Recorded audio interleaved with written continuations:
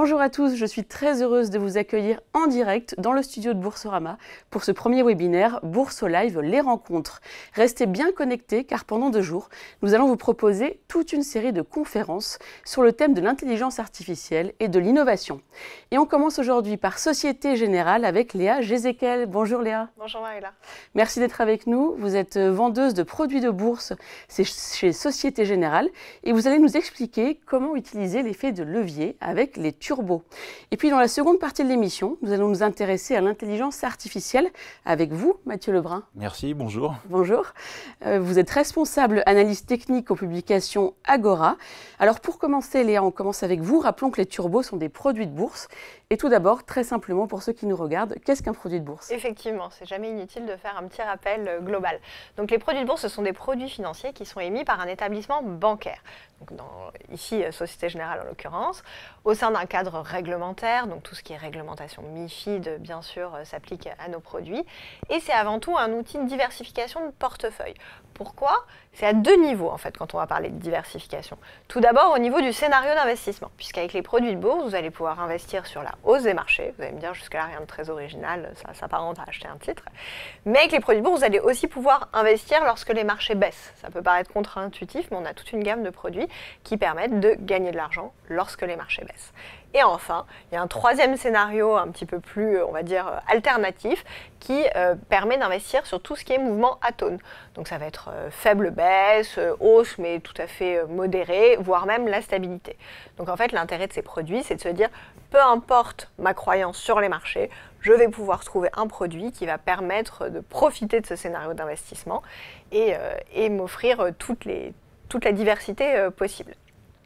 Ensuite, il y a une diversification qui est possible avec ces produits, aussi au niveau des sous-jacents, puisqu'on va le voir un petit peu plus tard, mais tous les produits de bourse sont adossés à un actif qu'on appelle sous-jacent.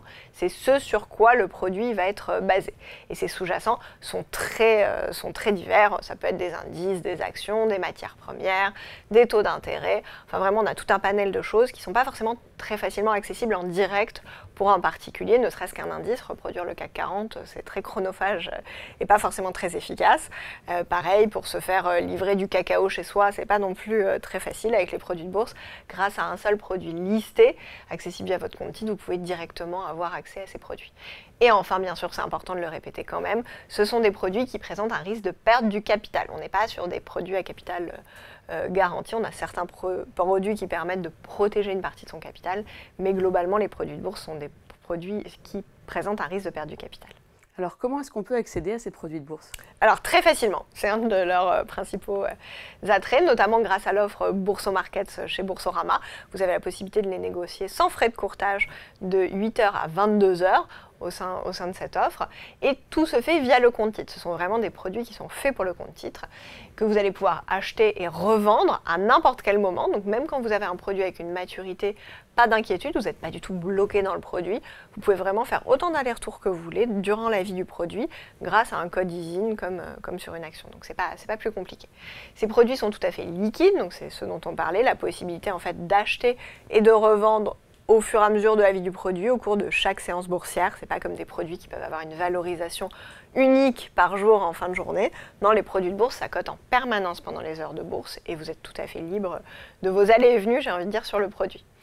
Les prix sont facilement accessibles aussi, puisque vous pouvez le retrouver sur le site de Boursorama, de l'émetteur, Société Générale, mais aussi de la Bourse de Paris. Donc il y a une transparence totale sur le carnet. Et Société Générale se place numéro 1 sur ce segment, puisqu'on a plus de 15 000 produits listés en bourse, et que ça fait de nous l'émetteur numéro 1 en France. Il faut préciser, Léa, qu'il y a un risque de perte potentielle sur ces produits. Voilà, tout à fait, c'est ce qu'on a dit tout à l'heure. Effectivement, ce sont des produits qui ont toujours un risque de perte du capital. Ce risque peut être similaire à celui sur une action quand on parle de produits de rendement. Il peut aussi être supérieur quand on parle, comme aujourd'hui, de produits à effet de levier. On va le voir un peu plus tard, mais ça amplifie la possibilité de rendement, mais aussi le danger associé à ces produits. Alors, on s'intéresse plus précisément aux turbos. Ce sont des produits financiers qui permettent de se positionner à la hausse ou à la baisse sur l'évolution d'une valeur. Léa, vous pouvez nous en dire un petit peu plus ? Alors, avant de parler directement des turbos, je vais juste parler un petit peu de l'effet de levier parce que c'est la principale raison, même si on peut faire de la couverture aussi avec les turbo-puts, mais c'est quand même une raison très importante de faire des turbos, c'est d'aller chercher de l'effet de levier. Alors, l'effet de levier, on retrouve aussi ce terme sous le nom d'élasticité, c'est la même chose. C'est en fait tout simplement l'amplification des mouvements du sous-jacent. Donc, par exemple, si on achète un produit avec un effet de levier de 5 sur une action, à la hausse, si mon action prend 1% dans la journée, mon turbo, il aura pris 5%. Vous allez me dire, c'est merveilleux. Oui, c'est merveilleux quand ça se passe bien, c'est plus compliqué quand ça se passe mal. C'est-à-dire que si je me suis trompée de sens, j'ai investi à la hausse et mon action finalement baisse, elle baisse de 1%, à la fin de la journée, mon turbo, il aura perdu 5%. C'est bien pour expliquer en fait que cet effet de levier peut être favorable ou défavorable à l'investisseur. Il multiplie les gains, attention, il multiplie de la même manière les pertes aussi. Donc voilà, l'effet de levier, surtout quand on n'a pas l'habitude, on commence avec des effets de levier qui sont modérés et on fait attention à toujours bien regarder si ça correspond avec l'évolution des marchés à son profil de risque-rendement. Donc les turbos permettent de se positionner sur des actifs financiers qu'on appelle sous-jacents. Voilà. Vous en parliez tout à l'heure. Est-ce que vous avez quelques exemples de sous-jacents ? Tout à fait. Alors là, vous voyez, on a des indices, alors que ce soit européens, américains, asiatiques. Pareil pour les actions, on essaie de couvrir une grande partie du continent, surtout, on en parlait aujourd'hui, avec l'attrait de plus en plus confirmé pour l'intelligence artificielle. C'est vrai qu'on a vu notamment sur les valeurs américaines un boom vraiment très très important de l'intérêt des investisseurs particuliers. On va aussi couvrir les matières premières, que ce soit côté énergie, donc avec du pétrole bien sûr, mais aussi du gaz, ce genre de choses. Les métaux précieux, mais aussi métaux plus industriels, et certaines denrées agricoles. On va aussi couvrir les devises et les taux d'intérêt. Donc ça permet vraiment d'investir sur, je crois qu'on propose à peu près plus de 1000 sous-jacents dans notre gamme. Donc on est vraiment sur un panel qui est très large. Donc du coup, comment choisir un produit qui est adapté à son profil parmi ces 1000 sous-jacents ? Alors, en général, les gens qui investissent sur un turbo, ils ont quand même une volonté d'investir, alors peut-être pas sur un sous-jacent en particulier, mais au moins sur une thématique. Et après, c'est vraiment le choix du produit qui va permettre de mettre en place sa stratégie. Mais c'est très important quand on choisit un turbo, d'avoir quand même un scénario directionnel, c'est-à-dire de hausse ou de baisse, fort. Parce que comme ce sont des produits qui amplifient la direction du marché, en aucun cas on va sur ces produits un petit peu par hasard, j'ai envie de dire. Il faut quand même bien se renseigner. Alors écouter des conférences comme aujourd'hui, c'est une bonne manière de le faire. On a plein d'autres outils qui permettent bien sûr d'aider les investisseurs, des brochures, des vidéos explicatives, des outils de sélection pour les aider à investir au mieux. Alors il y a deux types de turbos, ceux qu'on appelle les turbo call et les turbo put. Voilà, tout à fait. Quelle est la différence, Léa ? Alors les turbo call vont permettre d'investir à la hausse du sous-jacent, donc c'est quand je pense que le sous-jacent va monter, je vais investir sur un turbo call puisque ça va amplifier les hausses dans mon sens. Et les turbo puts, ce sont les produits qui permettent d'investir à la baisse. Mais je vais juste revenir 2 secondes sur le slide d'avant, si vous le voulez bien, Marie-Laure. C'est en fait vraiment le principe de fonctionnement d'un turbo. J'aime bien cette analogie parce qu'elle parle à tout le monde. Pour créer l'effet de levier pour les gens, nous, comment concrètement on va faire ? C'est un peu comme quand vous achetez une résidence et que vous allez demander un crédit et finalement bénéficier du levier du crédit, on en parle souvent. Le turbo, c'est pareil. C'est-à-dire qu'au lieu d'acheter l'équivalent du bloc rose et du bloc bleu sur ce schéma et l'intégralité du prix de l'actif sous-jacent, la banque va vous prêter toute une partie qui là est en rose, qui s'appelle le financement. Donc la banque va financer une partie du sous-jacent et vous n'allez en financer qu'une partie marginale. Le bloc bleu qu'on appelle ici investissement, qui est l'investissement donc de l'investisseur particulier. Et en fait, le fait que la banque finance une grande partie pour lui, ça va lui permettre d'avoir de l'effet de levier.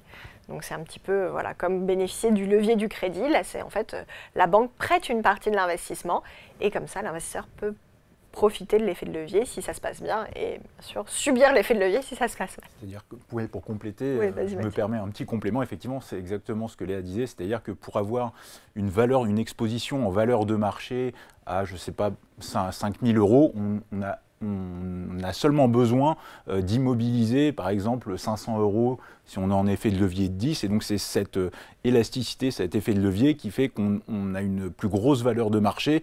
Donc après c'est dans les deux sens, comme disait Léa, c'est que le risque étant que si ça se passe mal on peut perdre plus, mais à l'inverse si ça se passe bien on peut gagner plus. Donc voilà, c'est le petit complément. Merci Mathieu. Donc je reviens à ma question turbo call, turbo put, puisque la différence est très importante. Ah bien sûr, turbo call pour investir à la hausse, turbo put pour investir à la baisse. Alors il y a aussi la question de l'échéance qui est essentielle quand on investit dans les turbos. Oui. Pourquoi ? Alors l'échéance, Je vais peut-être en parler un tout petit peu après si vous voulez bien, Marie-Laure.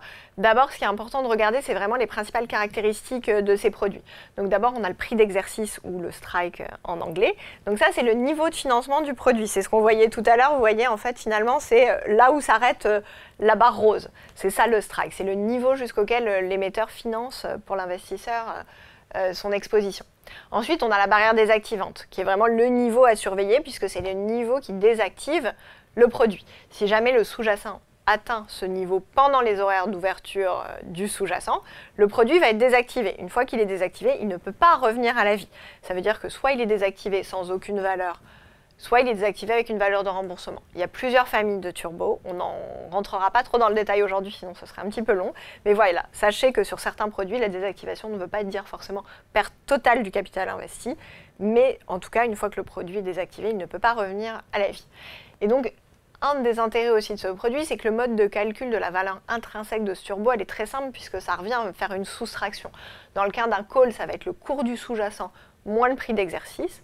Cette soustraction, on l'a juste de la parité du produit, qui est une sorte de dénominateur pour tomber sur des prix de produits à peu près tous cohérents. Et la valeur intrinsèque du turbo put, c'est l'inverse. Le prix d'exercice moins le cours du sous-jacent, divisé par la parité du produit. Donc ça permet vraiment en fait d'approximer en très grande partie la valeur du turbo, ce qui est assez aisé finalement pour les investisseurs. On a d'autres produits à effet de levier comme les varants par exemple, qui ont beaucoup plus de paramètres de valorisation qui rentrent en compte, comme l'échéance, la volatilité. Là, à 90 pour 95%, le prix d'un turbo, ça va être une soustraction et il n'y a que le cours du sous-jacent à regarder. La seule petite autre chose qui est marginale, vous voyez dans le camembert à regarder, mais qui est quand même importante de comprendre, c'est ce qu'on appelle la prime de risque de gap. Parce que quand un investisseur achète un turbo, au pire des cas, il va être désactivé, il va perdre tout son argent. Vous allez me dire que c'est pas très gai, effectivement. Mais en face de ça, l'émetteur, Société Générale, quand quelqu'un initie une position, nous, on va couvrir cette position. C'est-à-dire qu'on n'est pas à l'inverse du client. C'est pas le casino, bien entendu. On va couvrir cette position et donc on est aussi exposé au mouvement de marché. Et lorsque le scénario ne se réalise pas et que le produit est désactivé, nous, on n'a pas de protection qui coupe notre perte à zéro. Potentiellement, quand on va déboucler cette position qu'on a initiée, on va être en perte et perdre plus que ce qu'on a investi. Et du coup, c'est ce sur lequel on souhaite se couvrir avec cette prime de risque de gap. En fait, c'est une assurance qui est intégrée dans le prix du produit pour que l'émetteur ne soit pas trop en danger si jamais un gap se produit. Donc bien sûr, cette prime de risque de gap, on en parle surtout, elle est surtout conséquente lorsqu'on est proche d'une désactivation parce que la probabilité que ça arrive est un petit peu plus forte. Donc cette question de la barrière désactivante, elle est différente de l'échéance. Ce sont deux choses différentes. Tout à fait. Il faut bien comprendre peut-être. Il y a deux éléments qui peuvent mettre fin à la vie d'un produit, d'un turbo. C'est soit le sous-jacent qui touche la barrière désactivante. Donc là, vraiment, on s'est trompé de scénario et ça va très loin. Alors bien sûr, on peut mettre des stop-loss pour se protéger de ça. Il faut toujours travailler ses ordres pour justement éviter d'aller jusqu'à la désactivation. Mais c'est un élément qui peut mettre fin à la vie du produit. Et le deuxième élément qui peut mettre fin à la vie d'un turbo, c'est l'échéance. Alors on a des turbos qui sont sans échéance, toute une catégorie. Et donc là, bien sûr, il y a seulement la désactivation qui peut mettre fin à la vie du produit. Et sur ces turbos sans échéance, en fait, on a un prix et une barrière qui sont ajustés en fonction des taux d'intérêt dans le temps, puisque, je vous l'ai dit, en fait, un turbo, c'est comme si la banque vous prêtait une partie de l'investissement dont vous avez besoin pour investir sur une valeur. Et donc, si on sait combien de temps au maximum l'investisseur peut rester, c'est pas compliqué d'appliquer des taux d'intérêt, mais si ce sont des turbos sans échéance, potentiellement, on pourrait rester 3 ans, 4 ans. Donc, en fait, on est incapable à J0 de dire combien de taux d'intérêt doivent être chargés. Donc, c'est une manière, en fait, de charger ces taux d'intérêt au client, c'est de le faire au fur et à mesure du temps pour, bien sûr, lui laisser la possibilité de rester très longtemps ou pas longtemps et que ses clients ne soient, bien sûr, pas traités à la même enseigne. Ça, c'est un choix important à faire lorsqu'on est investisseur. Il faut vraiment se poser cette question. Exactement. Est-ce qu'on a un scénario défini dans le temps ou est-ce qu'au contraire, c'est une conviction d'un peu plus long terme sur laquelle on va choisir un effet de levier qui va être beaucoup plus raisonnable aussi. Mais par contre, on peut se dire, bah, tiens, moi sur l'or, je suis aussi à horizon 1 an. Je prendrai un effet de levier de 2 pour dynamiser un peu les choses, mais peut-être je sortirai dans 2 mois, peut-être je sortirai dans 1 an, ça c'est très important. Versus les turbos à maturité fixe, où là, seule finalement la désactivation va mettre fin à la vie du produit en cours de vie, mais il y a aussi la maturité qui de toute manière va venir marquer un temps d'arrêt. Et sur ces produits, la barrière et le prix d'exercice, pour le coup, sont fixes et ne bougent pas dans le temps. Alors pour bien comprendre Léa, vous nous proposez un cas pratique qui va s'afficher. Tout à fait. Un cas pratique, alors sur le CAC 40, donc quand j'ai fait cette simulation, on était autour des 7100 points, vous me pardonnerez le petit décalage avec aujourd'hui. Donc là, vous voyez, en fait, j'ai pris la simulation d'un investisseur qui est haussier sur le CAC 40. Donc le CAC est en ce moment à 7100 points. Il va choisir un call, bien sûr, puisqu'il est haussier. Et il va choisir un call avec un prix d'exercice à 6675 points. Ça veut dire que son produit, si on veut faire une analogie, ça lui permet d'acheter quelque chose qui vaut 7100 points aujourd'hui, 6675. Voilà, c'est ça l'intérêt globalement du produit. Donc la barrière désactivante, elle est au même niveau que le prix d'exercice, puisque ici on est sur un turbo à maturité. Et du coup, la situation initiale pour calculer la valeur intrinsèque du produit, je vous l'ai dit, c'est très simple. C'est une soustraction entre 7100, le cours actuel du sous-jacent, 6675, le prix d'exercice, divisé par 100, qui est la parité du produit. La parité, en fait, c'est le nombre de turbos qu'il faudrait acheter pour couvrir une unité de CAC 40. Donc c'est juste un diviseur, ce n'est pas un critère de sélection ni quoi que ce soit. Ça permet de proposer des produits qui unitairement ne sont pas trop chers, puisque ça aussi on n'en a pas parlé, mais les produits de bourse, si vous voulez, vous pouvez en acheter qu'une seule unité. C'est pas forcément, il n'y a pas de montant minimum pour investir sur les produits de bourse, ce qui en fait aussi un intérêt important. Donc vous voyez, quand on fait cette opération, la valeur intrinsèque du produit, c'est 4,25 €. On va y ajouter ma fameuse prime de risque de gap en cas de knockout marqué et important, qui est de 3 centimes sur ce produit. Donc on arrive à un cours global du turbo de 4,28 €. Ça, c'est notre situation de base. Alors après, il y a deux cas. Soit j'ai raison, soit je me suis trompée. Donc on va commencer par j'ai raison. Le CAC monte bien, il passe de 7100 points à 7200 points. On refait la même opération pour calculer la valeur intrinsèque du turbo, sauf que là, au lieu de 4,25, on va avoir 5,25. On a toujours un risque de gap qui est inchangé à 3 centimes. Et là, donc, on voit que mon cours du turbo, il est passé de 4,28 à 5,28. Ce qui fait une performance pour le turbo de 23,36%. Quand le sous-jacent, lui, n'a progressé que, entre guillemets, de 1,41%, puisque la performance entre 7100 et 7200, c'est 1,41%. Donc vous voyez que le différentiel ici entre plus 1,41% sur le sous-jacent, plus 23,36% sur mon turbo, ça fait un effet de levier de 16,56. Ça veut dire que mon produit, mon turbo, il a amplifié par plus de 16 les variations du sous-jacent. Alors vous allez me dire c'est merveilleux. Effectivement, dans ce sens-là, c'est tout à fait merveilleux. Ça l'est beaucoup moins quand on se trompe, puisque là, je vous ai pris un cas où on se trompe et un cas où on se trompe beaucoup, puisque non seulement le CAC 40 baisse, mais il baisse très fortement. Il baisse à tel point qu'il passe sous les 6675 points. Donc ça fait une baisse à peu près de 6% du cours du sous-jacent, donc on est quand même sur une baisse qui est importante, mais ça peut arriver. Et donc, dans ce cas-là, notre turbo, il est désactivé. On n'est même pas en perte, là, on est carrément en désactivation, puisque la barrière était à 6675 points, et donc il perd l'intégralité de l'investissement mis sur le turbo. Voilà, donc l'effet de levier à manier avec précaution. Pour finir, Léa, très concrètement, comment investir dans des turbos ? Alors, chez Boursorama, grâce à l'offre Bourso Markets, où vous pouvez tout simplement, via votre compte titre, acheter à l'aide d'un simple code ISIN un turbo de 8h à 22h sans frais de courtage. C'est noté. Merci beaucoup, Léa. Je vous en prie, Marie-Laure. Je me tourne vers vous, Mathieu Lebrun. Léa l'a expliqué, il y a différents styles de turbos, les turbos sans échéance et les turbos à maturité.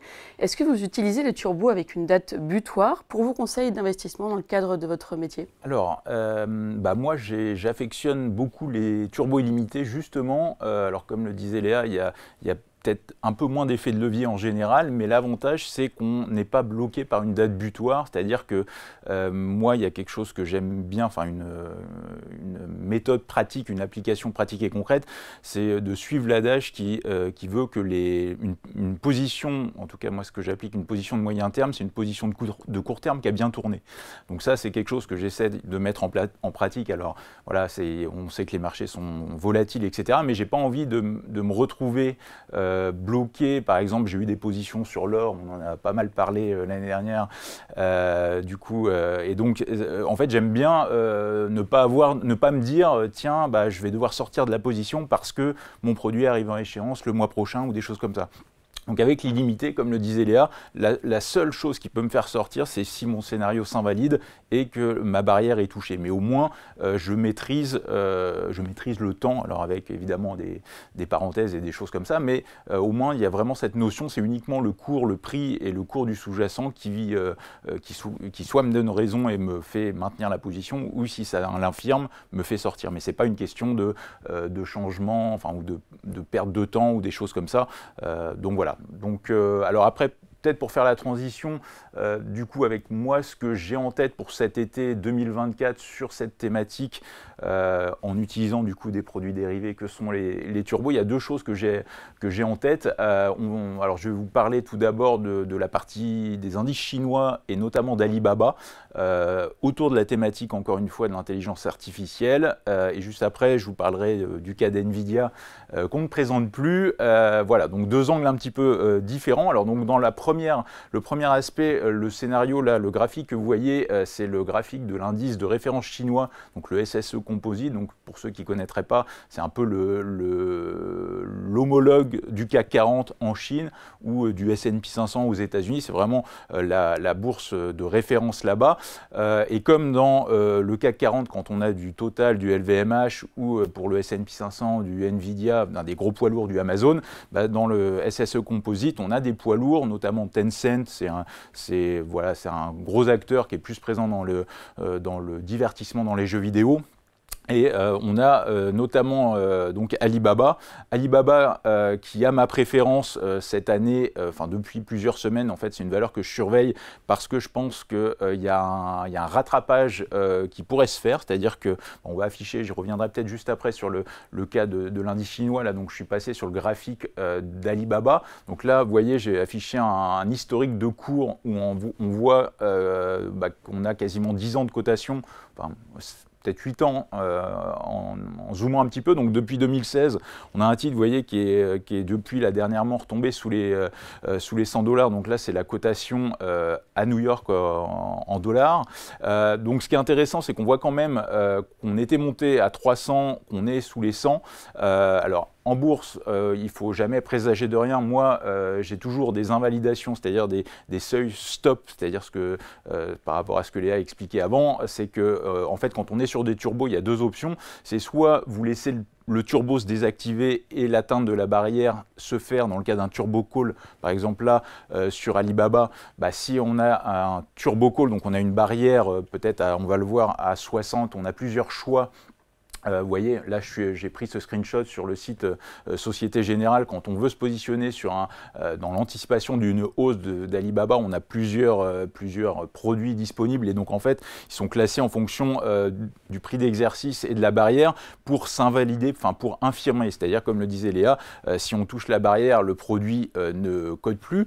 Et donc ce qui est intéressant, c'est qu'on a deux options. Soit en fait choisir une barrière qui va correspondre un petit peu à notre infirmation de scénario. Ça peut par exemple être les 50 ou les $60. Vous voyez le gros support bleuté avec les flèches vertes. Moi après, dans mon approche, je préfère mettre ce qu'on évoquait juste avant, des stop loss. Je crois que c'était Léa qui en parlait, c'est-à-dire des coupes-circuits un petit peu qui me font sortir sans forcément attendre la perte totale.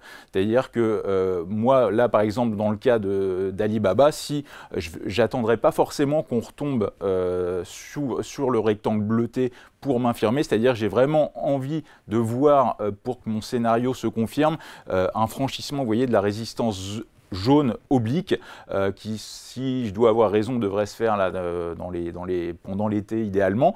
Et si ce n'est pas le cas, en fait, moi, si les derniers points bas d'Alibaba viennent à être cassés, je sortirai. C'est-à-dire théorie de dos. La théorie de dos, la base, c'est qu'un actif est haussier quand il fait des plus bas de plus en plus haut et des plus hauts de plus en plus haut également.